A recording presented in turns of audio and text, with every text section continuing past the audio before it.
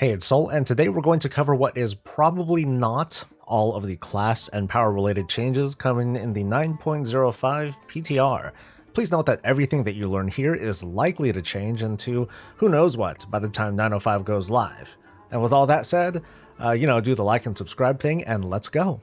Great Vault requirements have been toned down a bit. Instead of requiring 3, 7, and then 10 bosses defeated to fill out the vault, only 9 are now needed to max it out. This might be a clue into the next season, but it might just be a little bit of lenience too. We now have a good idea what happens after we cap Renown. After reaching Renown 40, the weekly quest to gather anima will score you 1500 gold. It's sort of a pittance, yeah, but oh well. Once you've obtained the maximum amount of redeemed souls you will ever need for your Covenant Sanctum, you will still be asked to save 20 souls, but you'll get 500 anima as a reward instead. And when completing a Mythic Plus dungeon, not making time, that is failing it, will give a Pity Drop, an extra item that is 3 item level less than what you would have received. It's pretty clear that Blizzard still wants to pace the number of drops that people receive, especially considering the likelihood that said item could probably be upgraded through the new Valor system. And that's a good segue. Valor points are in, which still kind of puzzles me. It's called Valor when Justice points used to be the currency for dungeons while Valor was for raids, so we'll see what happens in the near future if raids get their own currency and we all just get confused. At the moment, Valor is tracked with 2 metrics, a weekly maximum and a total maximum. I'm gonna guess here that just like Conquest, the weekly maximum will go up week by week while the total maximum will stay at 1500. This is so folks don't just slam their faces into Mythic Plus week 1 of the patch or into the next season and will feel compelled to spend their Valor to upgrade something. Personally, I have a nagging feeling about being controlled by currency like this, but I also know that left unchecked, we would see some really toxic behavior, like this endless grind of low-level keys and so on and so forth. There could be more to this as well. Maybe in later builds, obtaining the different keystone achievements will raise these weekly and total maximums.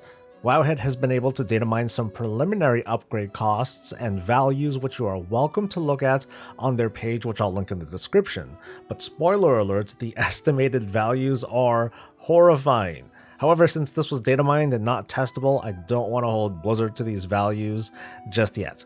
Anyway, as you may know, the focus of this patch is to take less popular legendaries, Covenant abilities, and talents, and give them buffs to make them more in line with more popular power selections. Most of what we see in this build covers legendaries, but I will highlight other changes while ignoring anima powers entirely. Those are always going to be pretty crazy, so, whatever. We're going to cover this by class, so use the navigation bar to go to the class that you care for. Starting with Blood DKs, Crimson Rune Weapon has received a healthy buff in that it generates 5 Bone Shield charges and the cooldown is reduced by 5 seconds every time a charge is consumed, making this a more solid pick for survivability. Gorfine's Domination will now make Vampiric Blood also generate 45 runic power instantly on top of its original effect. And Pheromones gives more haste. Woohoo!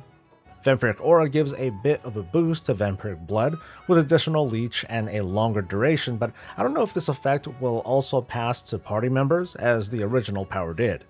Unholy DKs have a small damage buff to their reanimated Shambler legendary, and their Necrotic Strike now absorbs 6% of the target's health, up from 4%. Havoc Demon Hunters have been yearning for buffs, so here goes.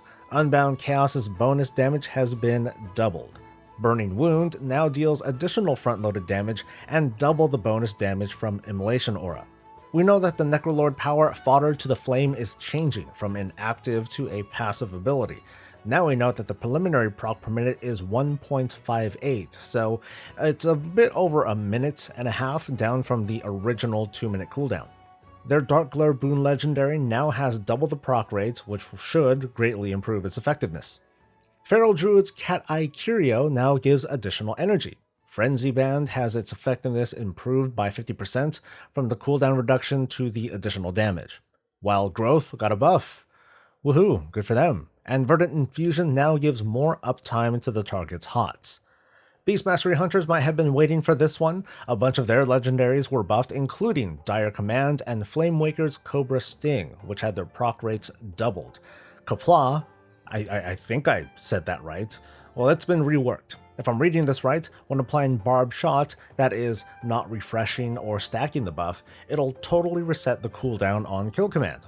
It's hard to tell how well this will work outside of faster content like Mythic Plus. And Rylak Stalker's Piercing Fangs now deals double the bonus damage.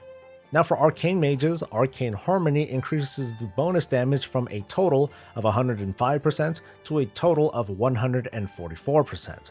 They also got a nerf to the Dampen Magic PvP talent. On the flip side, Fire Mages got a buff to their Pyrokinesis talent, Whoopee.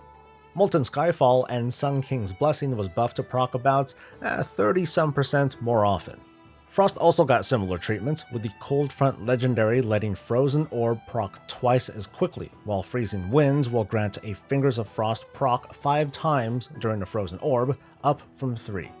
Disciplinary Command got a modest 25% buff to the Crit Strike damage bonus, while Expanded Potential had its proc per minute increased from 1.66 to 2. Now on to Monks. Mighty Power had its proc rate and armor bonus increased significantly. Shahou's Might feels a lot more viable now, with 4 times the proc rate, more damage, and a stronger cooldown reduction bonus to bruise. Mistweavers had the mana cost of Renewing Mist reduced, while Chrysalis shortens the cooldown of Life Cocoon by 40 seconds, up from 25. Clouded Focus increased its bonus to both healing and the mana cost reduction pretty significantly, considering that it stacks. Schwen's Battle Gear improved the cooldown reduction of Fists of Fury by double, which I can't quite tell if it makes this a lot more desirable. Now, of course, for the best class, and fortunately for you, I can talk about this with a little bit more expertise. Inflorescence of the Sunwall had its effectiveness increased by 50%, which helps it compete with the Holy Shock Legendary. Shadowbreaker's bonus healing buff duration was increased from 6 to 10 seconds, which seems like it'll help in dungeon situations, and it can free you up to use a Word of Glory instead of another Light of Dawn just to reapply the buff. Vanguard's Momentum gives a maximum of 12% holy damage, up from 9, and lasts a little bit longer to line up with some cooldown windows. Of Dusk and Dawn had a pretty big increase to its uptime, giving the throughput and defensive bonus durations a 12-second duration, up from 8. This gives a lot more flexibility to have both buffs active on a regular basis. Now on to Priests. Divine Hymn got a bit of a rework. It provides less bonus healing taken up front, but it also turns it into a stacking buff that lasts longer, which I think can overall increase healing done to lower health targets. Flash Concentration had its buff duration increased from 15 to 20 seconds, which helps to increase its overall uptime. Painbreaker's Palm generates 50% more insanity, and Shadowflame Prism's damage was increased by about 60%. And now for Rogues. Slice and Dice is now baseline for Rogues. Assassination Rogues, though, they get the perk Cut to the Chase, which causes your Envenom to extend the duration of Slice and Dice by quite a bit, almost making it a passive buff.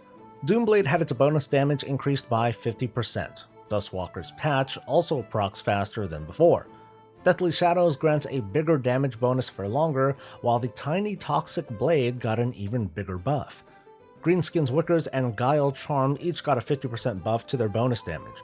Guile Charm seems a little bit whipped, but you rogues can probably translate this better than I ever could.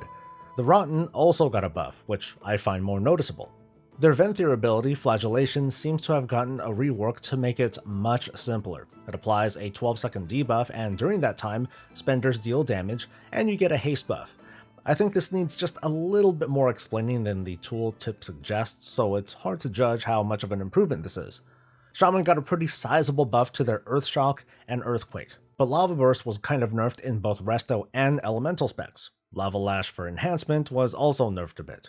Despite the boost to Earthquake, the Echoes of the Great Sundering got nerfed pretty hard, with the 175% bonus damage getting knocked down to 100%. Considering that the bonus was basically moved to a buff for all Shaman specs, this at least gives some more flexibility in legendary choices. For Enhancement Shaman specifically, Stormkeeper was given a big buff, and the Legacy of the Frost Witch now gives double the bonus damage to Stormstrike. Resto Shaman using the Spirit Walker's Tidal Totem will now enjoy further reduced mana costs to Chain Heal and Healing Wave. Now onto Warlocks. Amplify Curse had its cooldown reduced to mess with our heads a little bit more. Casting Circles now has all the boons with none of the drawbacks like it did before, and Demon Armor is 33 some odd % more effective. Malefic Wrath had its bonus damage increased and duration lengthened, which, is okay. Same goes for Wrath of Consumption, which makes this feel a bit more effective in prolonged fights with multiple mobs.